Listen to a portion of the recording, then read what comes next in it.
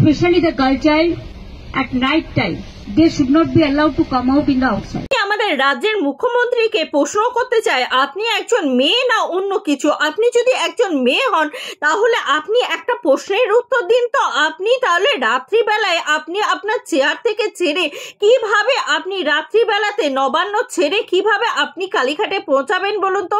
আপনিও তো একজন মেয়ে, তাহলে আপনার পক্ষে তো কোনোভাবে রাত্রিবেলায় বেরোনোটা তো সম্ভব নয় না।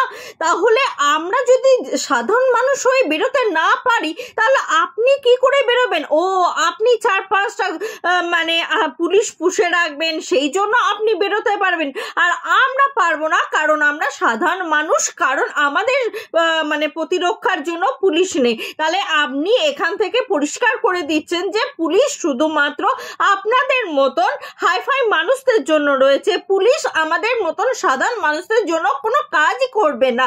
এটা আপনার পুলিশরা তো, এটা আপনার পুলিশরা এইরকম কাজ করে তো, শুধুমাত্র আপনাদের মতন হাইফাই মানুষদের জন্য কাজ করে, সেই জন্য আপনি বলছেন যে নারীরা যাতে রাত্রিবেলায় না বেরোয়। সত্যি কথা বলুন তো, আপনি এমন কাজ কারবার করছেন, এরপর তো বলবেন যে দুদিন পরে মেয়েদের জন্ম দেওয়াটাই বৃথা, আগে ভ্রূণ পরীক্ষা করতে হবে যে এটা ছেলে না মেয়ে, মেয়ে হলে তাকে জন্ম দেওয়াই হবে না।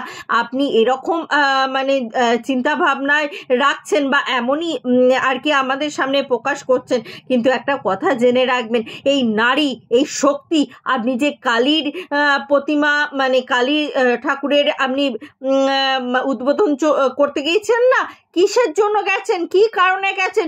কালীর শক্তির একটা রূপ, সেই শক্তিটা কিসের? নারীর শক্তি। তাহলে আপনি নারীদেরকে তো রাত্রে বেরোতে বারণ করছেন, আর আপনি সেখানে কি করে পারেন যে একটা কালী মন্দিরে গিয়ে বা কালীর পুজোর উদ্বোধন করতে?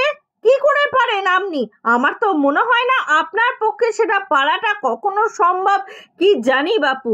তবে একটা কথা বলবো, মেয়েরা আর লক্ষ্মী রূপবতী হয়ে থেকো না, তোমরা একদম অসুর দমনের জন্য কালী হয়ে ওঠো, তবেই কিন্তু এই সংসার বাঁচবে, তবেই কিন্তু এই সংসারকে বাঁচাতে পারবে। এই দীপাবলিতে প্রত্যেকে মা কালী হয়ে ওঠো, নিজেদের অস্ত্র নিজেরা হাতে তুলে ধরো, তাহলে দেখবে আস্তে আস্তে শত্রুর সংখ্যা কমে যাচ্ছে। না হলে কিন্তু যে আমাদের হেড অফ দ্য ডিপার্টমেন্ট, সেই বলে যে আমাদেরকে বেরোতে হবে না, দুদিন পর তো বলবে যে মেয়েদের নারী শিক্ষার দরকার নেই। হ্যাঁ, দরকার কি আছে বলুন? আপনি তো লক্ষ্মী ভাতা, লক্ষ্মী ভাণ্ডার, কন্যাশ্রী, এর রূপশ্রী, এই সমস্ত শ্রী দিয়ে দিয়ে দিয়ে দিয়ে যাতে মেয়েরা না পড়তে পারে, পড়াশোনায় মন না থাকে, টাকা পয়সা একটুখানি কিছু করলেই টাকা পয়সায় টাকা পাই, টাকা পাওয়ার সুযোগটা করে দিই, সেই দিকেই আপনি দিচ্ছেন। কিন্তু বিশ্বাস করুন, আমরা যখন ছোট ছিলাম না, পড়াশোনা করতাম, আমার মা বাবারা এত টাকা, বাড়িতে টাকা থাকলেও টাকা পয়সা দিত না, আর যারা গরিব তো তাদের কথা বাদই দিন, টাকা পয়সার নাম নিশানা দেখতে পেত না। বলতো যে ছোটবেলা থেকে এত টাকা পয়সার নেশা কি, আগে বড় হ তারপরে টাকা পয়সা করবি। কিন্তু আপনার আপনার রাজত্বকালে কি হচ্ছে না, ছোটবেলা থেকেই আপনি মেয়েদের হাতে টাকা পয়সা কুঁচে দিচ্ছেন, যাতে মেয়েদেরকে আপনি বেপথে চালাতেও করতে বাধ্য করেন।